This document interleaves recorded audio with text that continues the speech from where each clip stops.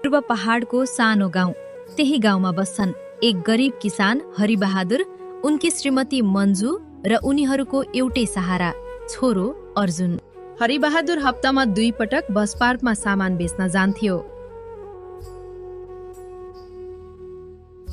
एक दिन हरिबहादुरको श्रीमती चर्को स्वरमा भन्छन्, हाम्रो छोराको कलेजको शुल्क तिरेको छैन। हामीले भोलिसम्म तिर्नु पर्छ।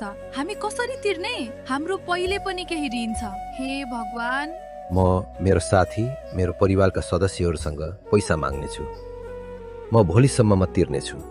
चिन्ता नगर, म मिलाउँछु। तपाईँ उसलाई डाक्टर बनाउन चाहनुहुन्छ के? हाम्रो छोरा साँच्चै डाक्टर बन्नेछ? मलाई मेरो छोरामा विश्वास छ र ऊ पनि धेरै मेहनत गरेर पढ्छ। मलाई थाहा छ एक दिन ऊ पक्कै डाक्टर बन्नेछ। अब म मेरा साथीभाइ र छिमेकीहरू कहाँ गएर सोध्नेछ। उनीहरूको छोराले आफ्नो कोठाबाट उनीहरूको सबै कुराकानी सुन्छ। हरिबहादुरले पैसाको समस्याबारे आफ्नो साथीलाई सुनाउँछन्। समस्या पर्यो, केही सहयोग गर्न सक्नुहुन्छ? साथीले चाहिँ सहयोग गर्नुको साटो हाँसो उडाउन थाल्छ। तेरो छोरा डाक्टर बन्छ रे?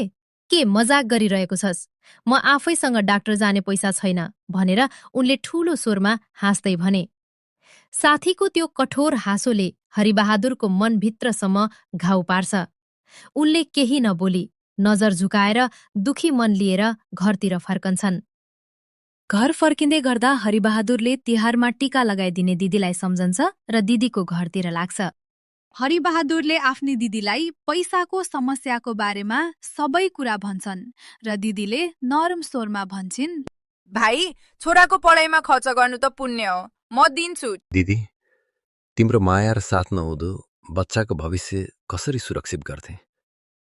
धन्यवाद दिदी। हरिबहादुर पैसा पाएपछि छोराको फी तिरेर खुसी हुँदै घर फर्कन्छन्। रात बित्छ र नयाँ दिनको सुरुवात हुन्छ। अब हरिबहादुर पहिलेको भन्दा झनै मेहनत गर्न थाल्छन्।